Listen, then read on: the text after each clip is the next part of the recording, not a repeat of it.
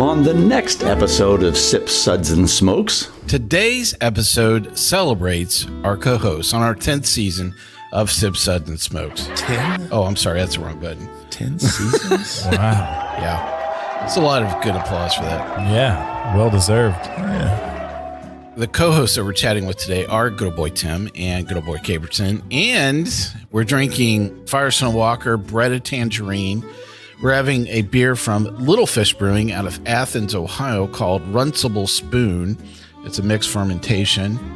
And we're having something kind of, I don't know. Do you call it special? I thought it was pretty interesting. Very special. So I pulled something pretty deep out of the cellar. It is Jillian from Goose Island Beers, and this is from 2013. We'll be right back after this break.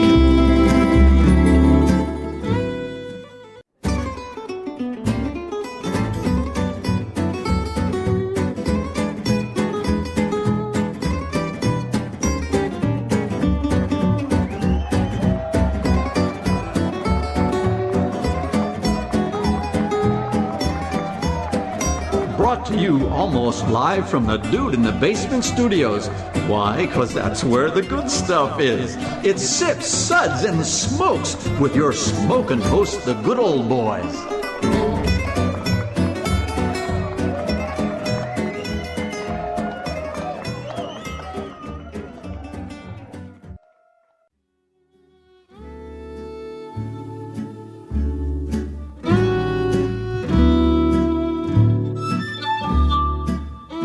Get ready to learn everything you ever wanted to know and a whole lot that you didn't. It's time for a Chats episode. Hey, welcome to this Chats episode where everything good in life is worth discussing. I am one of your co-hosts here at the table today. This is good old boy Mike, and joining me is good old boy Timmy. How's it going? I thought I might escape that with Dave not here. Well, you know, I guess it's a staple. it's your calling card now, man. Well, I'm glad to be here. I'm glad my sound effects traveled with me. Good old boy Caperton is here. Yes. I certainly am. Yes. In mind and body.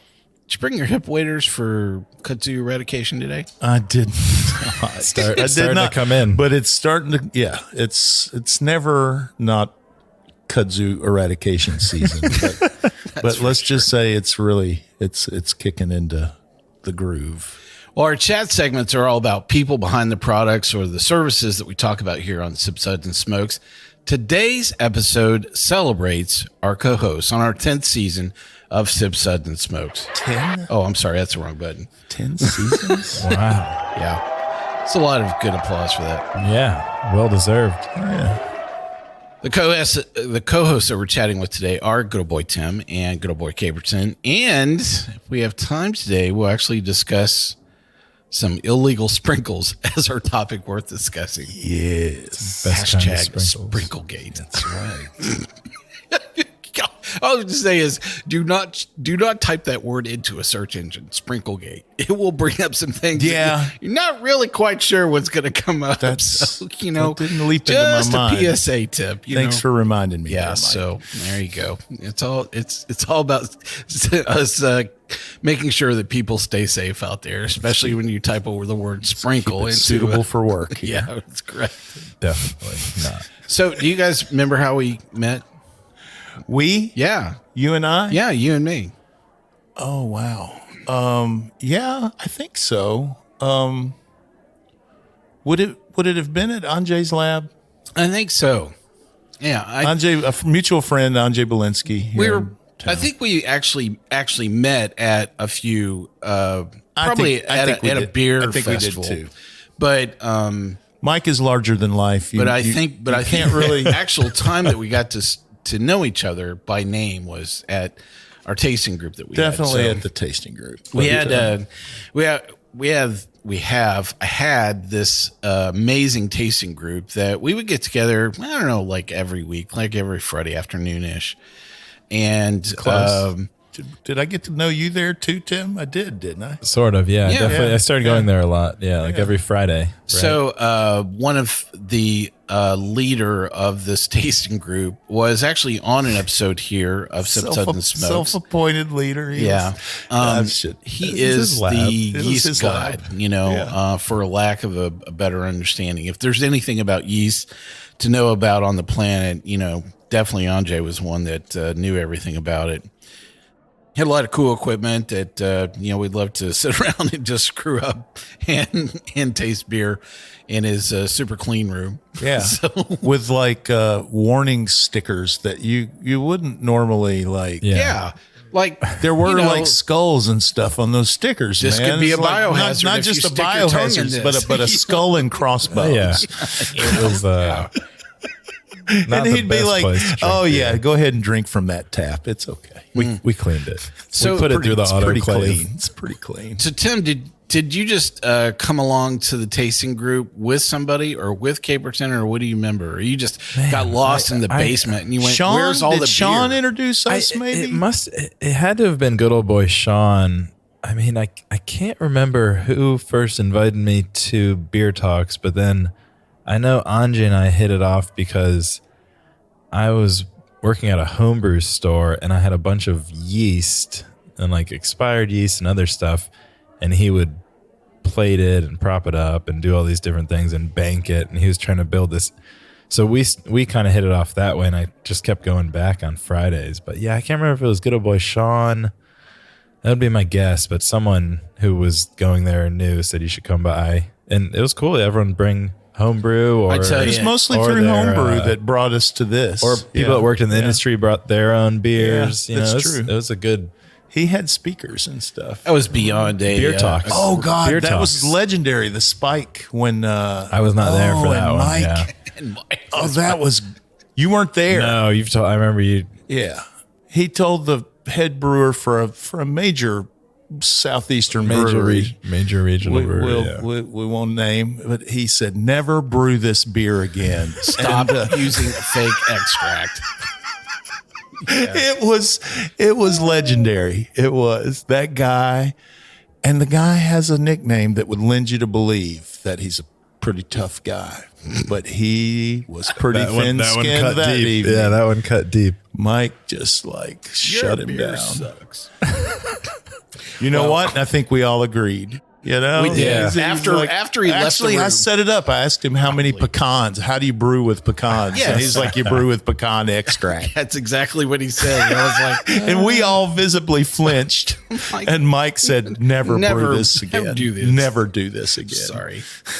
Call it a fake beer. So So I wanted to know Mike after that for sure. So Mike hasn't changed. I was like, No, that that's for guy, sure, yeah. that guy, I got to Stay know true. him. And I wanted you to drink my homebrew too, because I'm Well, like, this is a right. guy that'll tell you And that's what I sucks. remember most is Yeah. that, honest Mike. a lot of people were bringing in homebrew, for us to enjoy. And Yeah. I think Caperton had like 27 versions of the same beer. Basically the same beer. I think if I remember I correctly. got it right yeah. though. What a legendary moment in time, though. I mean, we had so many great beers and such a wide variety of beers. Yeah. Nashville was, know. we still had to struggle then too. That like, I don't want to sound like my parents walking uphill both ways, but we would drive to another neighboring we were state to muling buy stuff all beer. over the Distribution place. was so bad at that point. You had to really, and we really supported our local breweries. There weren't that many of them then. Yeah. And we Right. loved those guys. And for the most Such part. great times, though. And, And I think Reverend Mark, did he go to those? Right? Because I remember that's where I started drinking. Reverend a lot Mark of was his the one that beers. dragged me in, to the basement. And that was a part of the whole scheme. Yeah. Because remember, that was going to, we were going to start our own homebrew group, and we're going That's to get right. the blessing That's right. from Mark, who was a big Music City. big Music City brewers here in town, and nobody knew why we needed another. Like, it was confusing, but well, Who knows? so we actually had like that entire tasting group on an episode. I think at least one, if not Yep. two. And It we was were just discussing that. It was a very challenging day from a lot of perspectives. It was incredible. That was like one of the most expensive episodes, because the beers we had were all like $35, and we had 8 of them that day. And I didn't go to that one. Yeah, I missed that one. Yeah. And no, I think that was that episode that everybody was on. I wasn't there. No. Yeah. Was it during the big share? Your big share? No, it was not during a big Mike share. used to host a big. It was the same place charity we did bottle big share. yeah. New Year's, right? But no, it was. And I remember it was one of those moments where, as a producer, sometimes you have people on, and that person just doesn't translate, as well on microphone as you would like for them to. And I remember walking away from that day having this moment of being very excited that I had everyone that I wanted on the show, but then there was the other part of me going, these people, most of them, I love, I admire them. I'm so glad they were on, but having them on the radio show just listen to the scientists talk about beer is not that exciting, is it? Can be tough. But I remember walking away going, Caperton's the one that I knew would be able to jump the, leap into doing this a lot more. And so, I really invited, Caperton to come and do some more episodes with us, and one turned into 2. And so when you think about some of those early days, how many episodes did you think you'd be on, Caperton? I had one. One done. Yeah. I mean, yeah. And you guys kept asking me to come back. There was and a I was dress like, code or something? I was like, I liked you guys, It's like, come drink beer with us. I was like, okay. Tim, how many episodes do you think you would be on? One. Yeah, same answer. I think I played a little bit of a role into talking Tim to come into this. I think so, yeah. I think you're the one that got me to finally come and record. I was like, man, I got to get you in there. I vaguely knew Dave and Juliana, and it was. And I remember Mike sent like a little guide or something before, and I was like, the do's and don'ts. Yeah, the do's and don'ts, exactly. Right, I was like, I have no idea. If I got that, I didn't read it.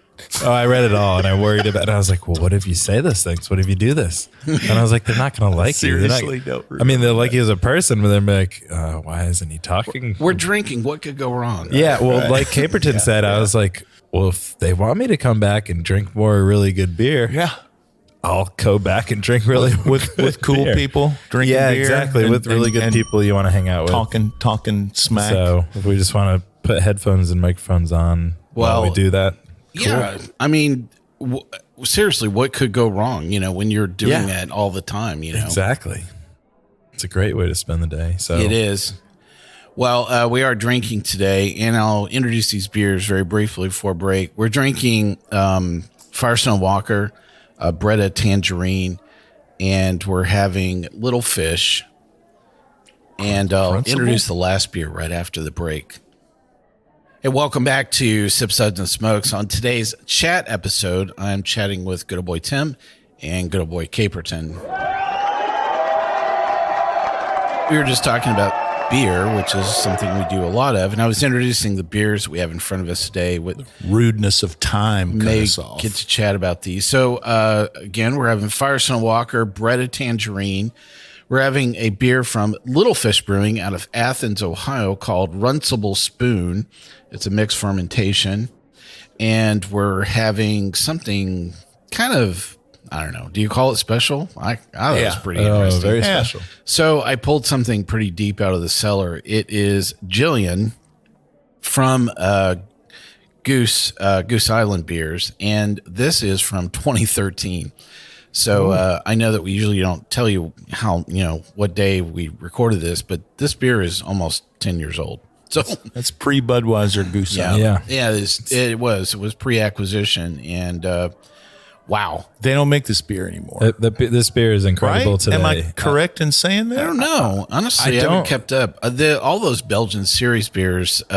Mike and I were talking. I think the only beer that we pay attention to I shouldn't say this, but it's true is there's one beer and its variants that we now pay attention to from this brewery. But yeah, they did. They had a lot of that Belgian line, and I think it didn't. I just remember it not doing well, and I remember I don't know if it was Lolita or one of the other ones, and some stores around here were selling the 750s for $5. Oh, that was Tarak.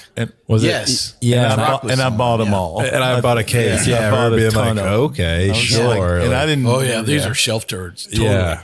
Thanks for shelving them for the first 5 years. I thought he was just being nice. I didn't realize it was like nobody was buying that stuff. I was so good. But I don't know. I haven't seen this label very much. Well, any of the sisters. I thought the Goose Island was just outstanding. Yeah.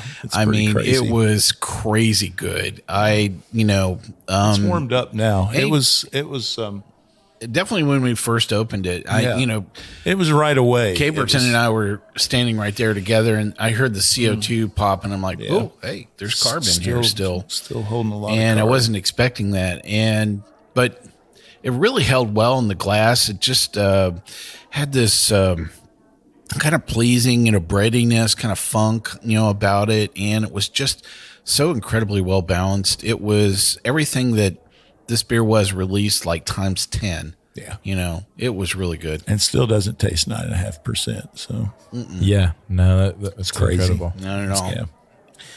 Well, we've talked about a lot of things on the show. And so I'm dying to know, what are some of your favorite memorable moments? Caperton, can you think of one? I really dug doing the Kudzu report early on. That was a lot of fun. It is one of my favorites. It was kind of fun for it to be a recurring kind of thing, and there was confusing fan mail from people wanting to know if I really hated Kudzu. I mean, that was pretty good stuff, man. I mean, I talked about that at work. I was like, I do this thing and it's like a comedy thing, and people are like, they don't know. It's like totally Andy Kaufman-esque. It's like nobody knows if I'm serious. But I mean, you do hate Kudzu. I kind of hate it. I do. Well, this is a clip from that It'll episode. get you guys. I mean, that's all I'm saying. The name of this episode is called Night Moves, featuring the killer Kudzu robot. Oh, I set up that's good. This particular episode, we were talking about night shift beers from Boston. Which I was just there. He was just there a couple weeks ago. So here's that clip. Great. Vine that eats the South. And there are a lot of people that are concerned about this. There are. This is... And people who are not concerned should be. Don't mock this, guys. No. This is the Kudzu Report. The Kudzu Report. Good people, I'm here to tell you, this is good old boy Caperton. I'm here to tell you that the fight against Kudzu, the slow motion green tsunami, continues. As we've already discussed, this noxious vine can consume entire communities, and that includes your backyards, my friends. True. I know the fight against this greed scourge is arduous and exhausting. Trust me, I know. Tell us, brother. Tell us. It's exhausting. Preach. The invasive vine. Like I needed encouragement. This green invader is persistent and tireless. Oh my!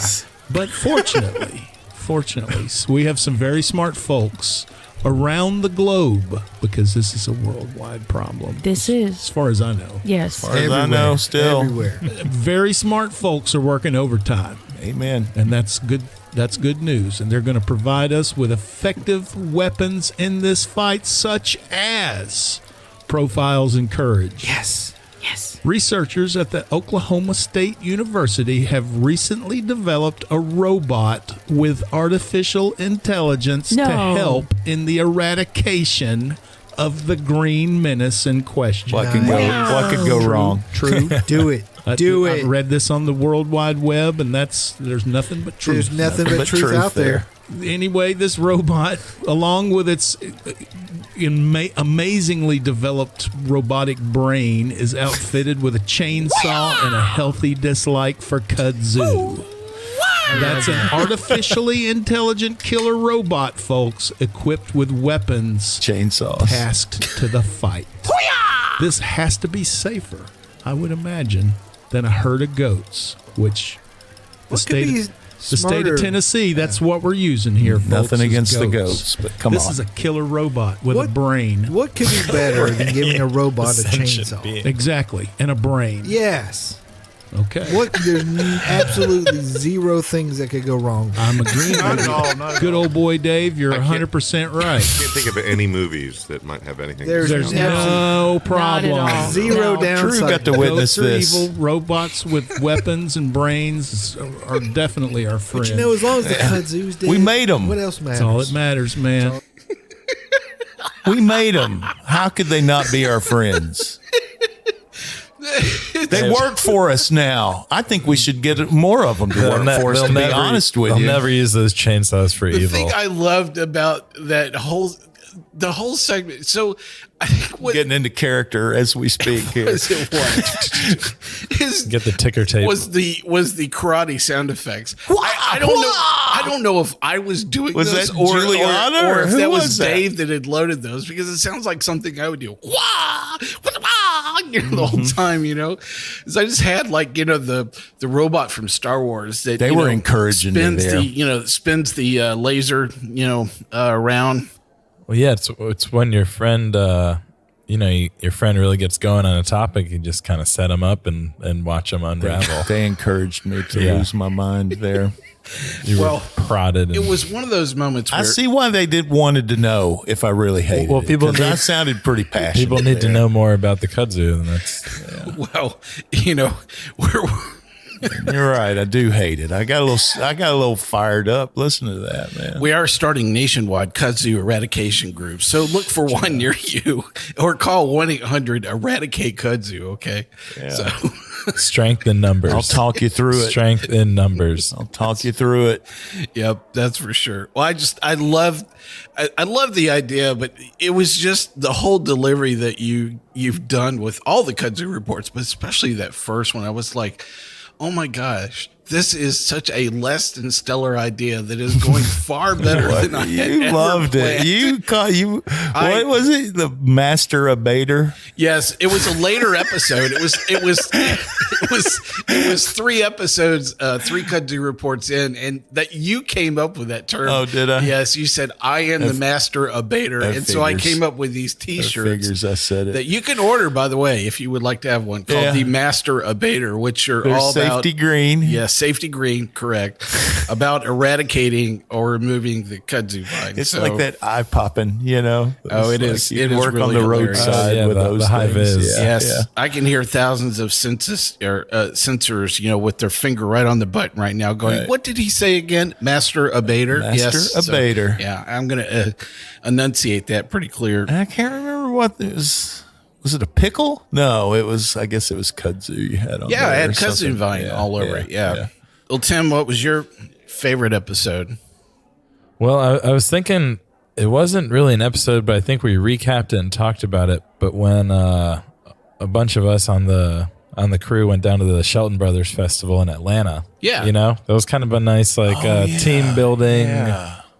It was a good moment opportunity. where no one got arrested. Yeah, exactly. I'm not saying no one Again. should have been, but yeah, we didn't have to blow the annual budget on the bail again. But just like, it's a thing of the past now, right? So, obviously, It is, Shelton Brothers is gone. It Yeah. is no more. That is correct.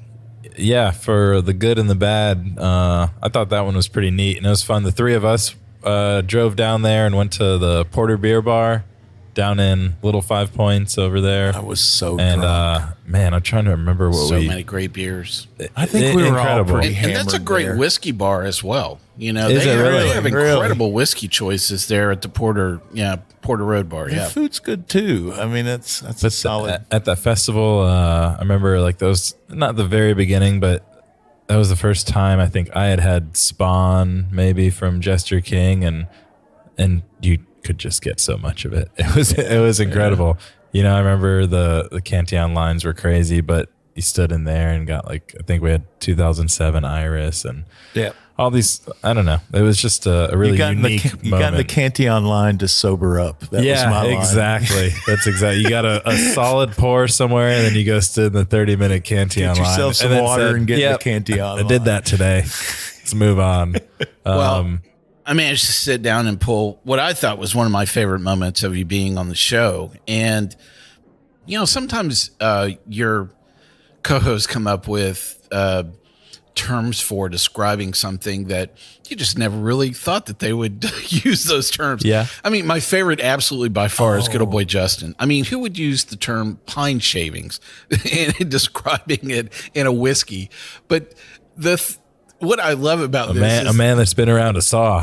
It's right. There you go. So here you have Tim. He is, a brewer's brewer all day long, and he comes up with this description in this episode, which is called advanced dishwater tasting. And here is Tim to describe this moment for you. I mean, wet hops. Dishwater? Though, yeah, it does. It tastes. Next time you wash the dishes, invite me over. How much dishwasher you been drinking? Too much. Me. Too much. I think that's the basic problem here. It's not the beer. It's him drinking the dishwater. You want me to waste water? Mel has to push you away from the sink every time she's washing dishes. Tim is not a wasteful fella. Yeah. I just want to say that our co-hosts go to the extremes for sensory training, and you chug dishwater just so you can tell people exactly what it tastes like. I know what this tastes like. I was drinking some dishwater the other night, and I was thinking, man, this tastes just like a cool ship with wet hops. Like store brand dish soap. How'd you learn what mouse urine tastes like? The hard way. That was a good point, Tim. Is there more beer? I mean, wet hops, they're touch and go. They can go bad. I stand by this beer not being. Okay. It's not your jam. It's not my jam. That's okay. What was the beer? Do we know? It was like a cool ship wet hop beer. I can't remember. Maybe, Yes. I don't know if it was an Allagash. Well, to look. I don't think so because I like Allagash beers. Right. No, it was Plan B. It's the name of the. Is the name of the brewery? Isn't that a birth control pill? No, Plan B. It's not. Plan B brewery is. Yes, it is. Well, Plan B is it is a drug, but no, this was a brewery. So. Well, that would explain the covering. taste. Yeah, exactly. I mean, what level Cicerone do you think that is to have the ability I think to that would discern? be negative 3.8. No way, man. That's super ninja level. Yeah, is what exactly. that is. They would be removing your tattoo. Plus, I got to say, I got to stand by what I said earlier. You know when you taste taste it, you know. We've all had a little pop in our mouth while we were I washing was a glass howling. or I'm something. Because it was just. You were saying it with such conviction too.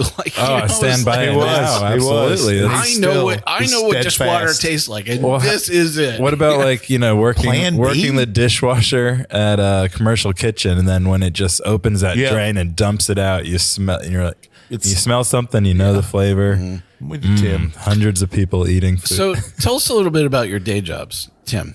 Well, I talk about beer on here, and I drink beer many evenings at home, and I deal with beer all day during the day as well.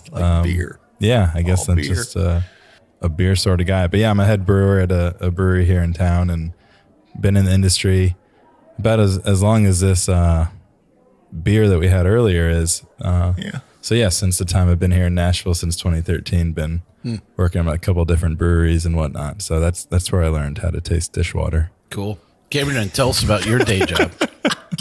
My day job, I've worked in healthcare, specifically in surgery for 30 years. These 30 years. Yeah, 30 years. And it was at surgery that I got into craft beer. Is 100% correct. Oh, wow. Good old gal Michelle, who still hasn't done an episode, but she's done the paperwork. Honorary good old gal. She got the list of do's and don'ts. She was like, she was checking beers into Untapped one day, and I said, "What are you doing?" She said, "Checking. This is an app, keeps track of my beers." And I was like, "Well, how many beers are there?" You know what I mean? Like, and there was I know the two or three, like 4,850. It's not entirely true, because I had friends that worked at Yazoo and stuff, and they had been on me for years to come drink beer, and I just never did. And And she was telling me that she was checking in the 30th beer that she had from that brewery, and I called her a liar. I said, that's a lie. That there aren't that many beers. That's like an afternoon. What brewer is that? For her, you know. Who had 30 beers back then? It's probably Sam Adams or something, you know, the variety pack. Yeah.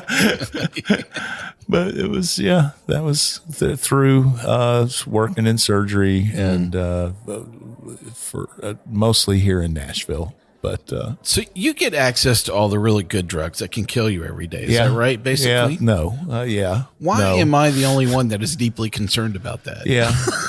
They don't give me. They don't. Don't worry, Mike. They're way ahead of you. Yeah. That's not how you make it 30 years. Yeah. Impose the lockout. Caperton's walking around the room again. Yeah. I avoid the stuff at work. Yeah. Let the pros. That's not my. Yeah.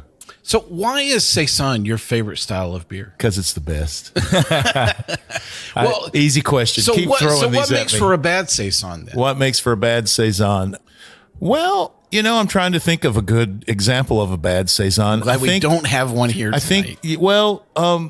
We don't exactly, but I think what I would think of as a bad saison not necessarily doesn't make it bad. It just doesn't fit my sort of idea of what a saison, but you could make it too strong or boozy, because I think saison should be That's true. quaffable, Well, I remember this one time I was in Chapel Hill, North Carolina, and I was at a place, I think it's called the Beer Study, and they had a lot of Zebulon in the drink there cage. And I grabbed some of Zebulon being Caperton and I have bonded over one of our favorite breweries. Very few I don't like. And I had the Experimental Forest. And I remember having it, and it was so funky that it was beyond what I liked. And so I texted Caperton, I'm having this now. I said, am I allowed to say that it's too funky? And he said no. No. I was like, I don't like it. He's like, no, there is not too much fun. Not a valid criticism. So I don't know what makes a bad saison for him. You could probably ferment it too cold, not let the yeast do its thing. And a more specific Was answer. that the moment that you decided not to solicit Caperton on what you should or should not say? Was that basically it?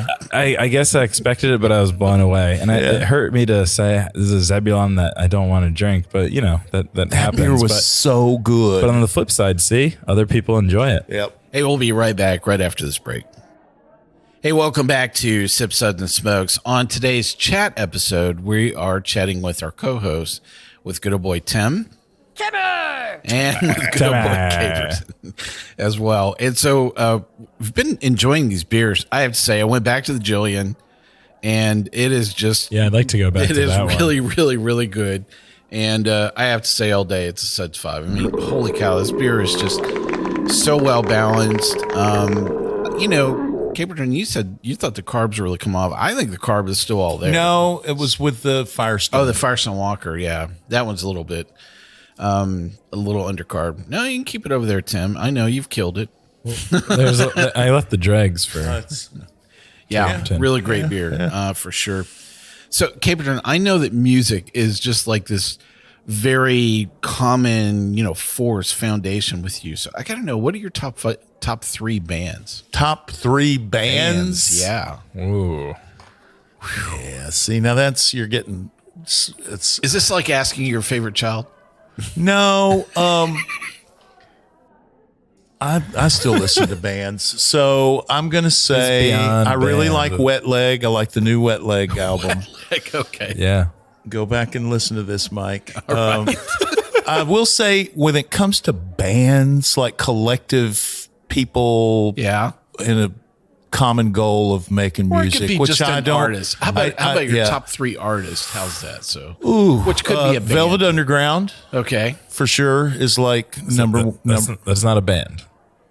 Yeah, is it not? Yeah, Velvet Underground. But you were so quick to say that. Well, it's like when he said I kind of came off of it a little bit and realized that there are there's people rolling their eyes. Listen to this, right? I kind of went from what I'm listening to now to my favorite, right? Because I've listened to Wet Leg now, but it's Wet Leg probably. I just kind of flew off the handle there. Well, Velvet Underground. I'll check out Wet Leg. Yeah, check out Wet Leg. All right, they're coming soon. Velvet Underground. Composer Lamont Young, who not coincidentally, who was also affiliated with the Velvet Underground. Lamont Young and oh gosh, Mike. Yeah, I'm trying to think of someone a little more contemporary. There's a top two. Right. Yeah. Wow. And the Experimental Forest was dedicated to Lamont Young. Was it? Boom. I couldn't dislike that beer. Yeah, right? okay, I'll give that to you. I mean, there were a lot of reasons why you need to know that I was like, I say it's too funky? Yeah. No. Yeah. No. Well, we're not going to be able to get to our topic worth discussing today. So I'm going to tell you a little bit about it. Then you can read the whole story at the link. So this baker in England basically was using sprinkles, and it was declared illegal to use. And so, they were U.S. sprinkles is the part you're missing there. Well, yeah, because we use stuff here that the rest of the world won't let us, because it's bad. It's a carcinogen. There's nothing like a pissed off baker. That's all I have to say. Speaking of Anjay, he would have had a lot to. He probably should have heard that guy talk about green beer. You'd hide under a rock. The name of the bakery was called Get Baked, which Caperton really loved. I misread that. I thought it was about something else. Yeah, right. Illegal sprinkles, but it's illegal coloring. Yeah. Illegal sprinkles. Illegal coloring. Kush. Yeah. Anyway, I'd love for you to catch up the rest of this whole story online. I will include the link on our show notes. And if you will use the hashtag Sprinklegate, I also feel like you two will be on a short list of being indicted as well. So there you go. I could have really gotten us in trouble. Yeah, check it out on your burner phone. Yeah. Well, I wanted to swing our attention to chat with Tim. So, Tim, I always had this impression that you had other plans other than being a brewer. So what were those original plans, man? Wow. That was a lifetime ago. Yeah. Well, first is probably like a professional athlete or an astronaut or something. But then out of college, I was in the world of Latin American human rights, if you're familiar with that subject. Mm-hmm. So I studied, it's a... Toke twice, push once? No, come on. There's a book about that, though. About what? Your brother wrote, didn't he? Yeah, my brother wrote books about... So you were going in the family business? Weed trade? No, I was not going in the family business. But yeah, I was doing sort of studying Latin American politics and things like that in college, and had a job like that after school. And then I moved out to the Bay Area and worked at another nonprofit sort of thing, and I just got bored, like sitting like doing every other job that people have. Exactly. And so I was really getting into craft beer. And you thought the thrill of pulling out spent grains all day was really going to be that thrilling? Yeah. Well, when you get big enough, there's a machine that does that for you. No, definitely not. Yeah, that's how you know you made it big time. I want to see that machine, man. Yeah, it's great. I mean, my shoulders are getting weaker, but the machine I've always seen has been a guy down there pulling it out. Yeah, not anymore. Not anymore. Sure. New generation, man. You guys are getting it figured out. Boy. Yeah, we're getting soft though. We're getting soft. It's okay. Look at me. Tim, what kind of beers do you like to make on your own? Like when you're doing homebrew? I do a lot of like barrel aged mixed firm stuff. At home, just because a lot of the places that I've worked don't have that sort of barrel program. Which is fine. Everyone has different priorities, and that takes a whole other set of equipment and hands and everything. So I do a lot of that stuff at home and kind of scratch that itch, so to speak. Well, I have to say that one of the other beers I almost pulled for us to share was from Logston. And yeah. So those beers were so good. Incredible. One of my favorite beers. Yeah, incredible. I know. And that was why I almost pulled it. And, but yeah, if there was probably a beer that I can see you making, I really love for you to make like Ooh, like a Belgian strong that's finished off in a Chardonnay barrel. Yeah, that's you all day. Yeah, I did. I started messing around with, I mean, mostly, I guess, whiskey barrels, and then would turn it to like neutral oak to do some mixed firm stuff. But I really, really enjoy, I worked at a distillery for a little while in my career too, and I really enjoy working with barrels. And over there, even we did sherry finished things and cognac and now port. you're making liver. Yeah, exactly. So I think that's what I love is the blend between the different spirits and alcohols is just adding that sherry flavor into a beer or a port flavor into a whiskey and things like that. So even in this short period of time, about 10 years, you've been on 3 different brewery setups. Is that right? Yeah, 3 breweries and a distillery. Yeah. So, I mean, what's your favorite brewery configuration and why? Other than the button to clear out the spin crates? Yeah, that's number 1, the automation right there. Don't have to clean out that. So you're saying you're brewing by cell phone now? Is that what you're saying? Yeah, not quite on that level, but somewhere in between that and moving every valve and motor yourself. I guess, I don't know. I mean, they all have their advantages and disadvantages. I'd say the worst thing in breweries is floors that aren't well sloped and low points and places that, because you're just hosing everything down, washing all the crap, doing your cleaning cycles, and places that I've worked that have corners that are just notorious for somehow getting liquid and just sitting there and Getting funky. Yeah.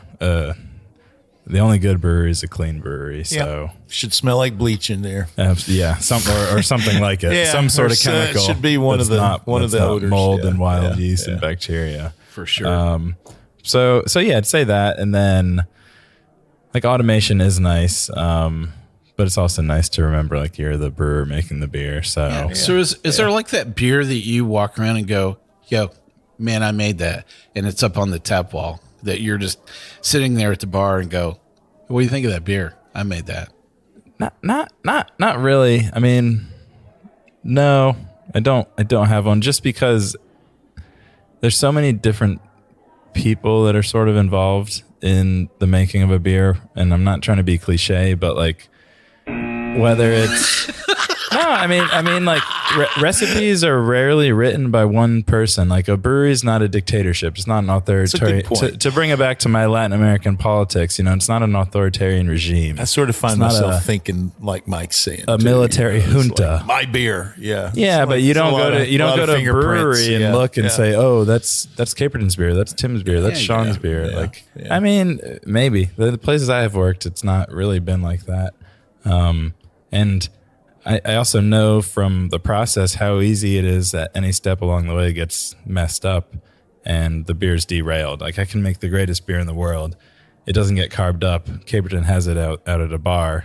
It's the worst beer he's had ever, Like, things like that happen. So to be honest, like, I don't know. I take pride in all the beers that I make. So anywhere that I am, like, I like it to be, but at the same time, even if you're going to make a beer you don't like, you want to make it well. Is that what you're saying? There's not tons of styles I don't drink, but is that a trick question? I don't know, but I'm coming up with a phrase: Timitudes. These are so Tim. Like, his responses are so Tim here. These are great responses. Yeah, Melissa has a word for it. Actually. Timisms. That's what we call them. Okay. We call them Timisms. I would call anybody that says it tastes like advanced dishwater, it should be a Timism for sure. Yeah, that's number 13. Well, I know you're a huge tea fan as well, and we've not gotten around to a tea episode, but what are some of your favorite tea regions or favorite blends? Oh, that's a great question. I like a lot of green teas, I would say, but actually the tea that I drink most is yerba mate, which again, we'll bring it back to my Latin American politics strengths. But I did study abroad in Argentina, and then so I drank mate down there. See, yerba mate is it's not a green tea, but it's very similar. It's from this other bush that grows in South America. So it's drank a lot in Uruguay, Argentina, Paraguay, Brazil. That's mostly it. Maybe a little bit of Bolivia or something, but It's basically a strong green tea. It's often drank out of a gourd traditionally. It's a very social beverage when you're down there in South America. I studied down there, and so it's also like a very caffeinated beverage. And so studying it, you just have this gourd there, and you just drink it over your whole study period, and it's amazing.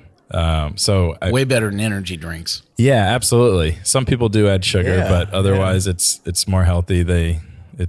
Don't drink it on an empty stomach. It'll tear it up. I have no idea what is your favorite food and why is that?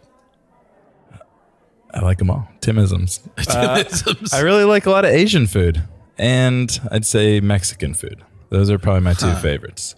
So are those things that you cook all the time, or you love just going and ordering those foods? Yeah. We got a lot of great choices about those around here. So, sort of both. Yeah, I cook maybe more Asian than Mexican, but I remember right out of college being a little poor and making beans, rice, and chicken to last about a week for lunch and dinners and things like that. And then you start spicing up, the beans and speaking Spanish, learn some tricks from some people, things like that. But that's also where my love of beer kind of came out, or at least I guess like the idea behind flavors and blending flavors and balancing flavors and trying not to achieve a dishwater flavor.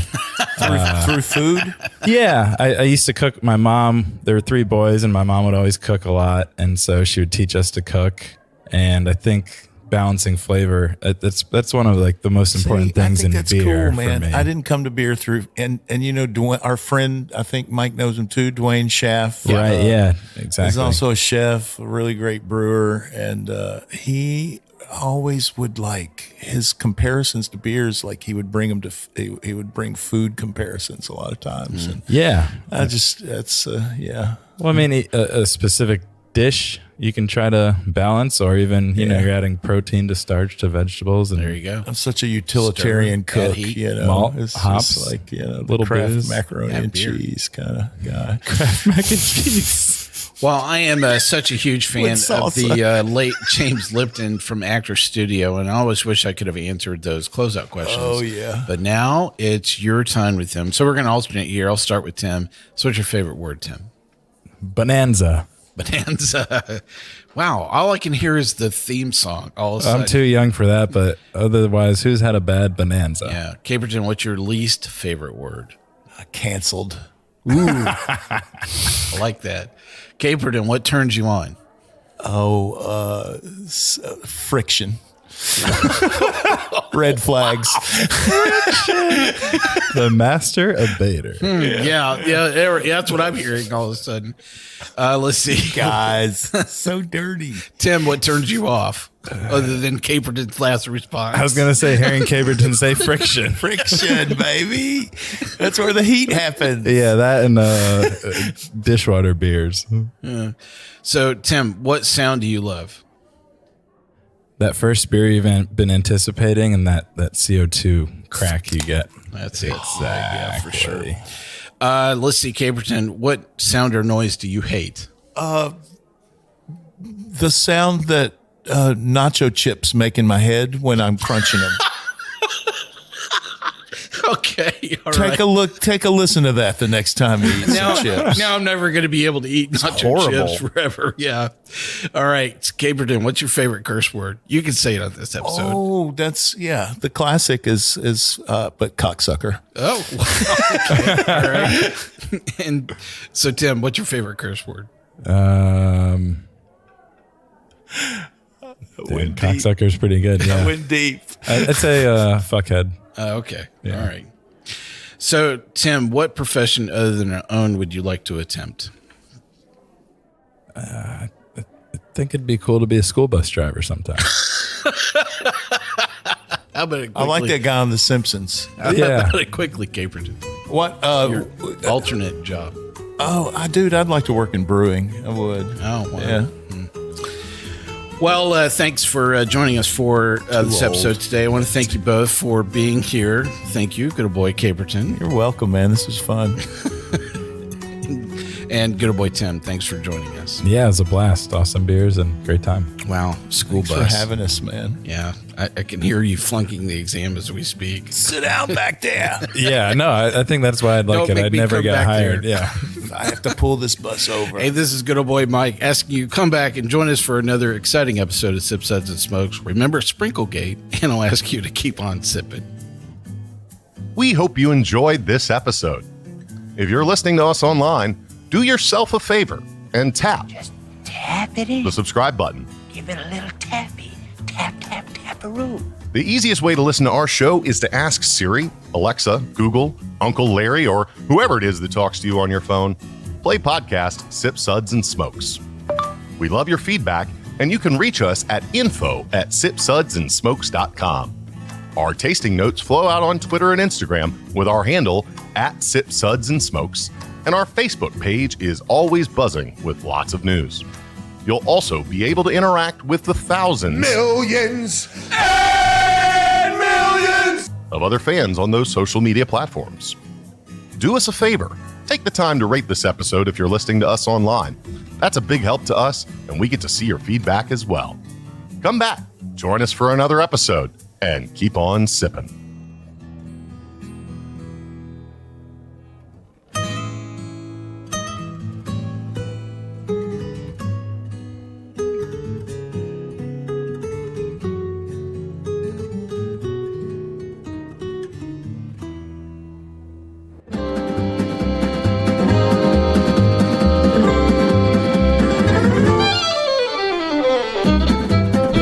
This has been a One Tan Hand production of Sip, Suds, and Smokes, a program devoted to the appreciation of some of the finer slices of life. From the Dude in the Basement Studios, your hosts, the Good Old Boys, will see you all next time.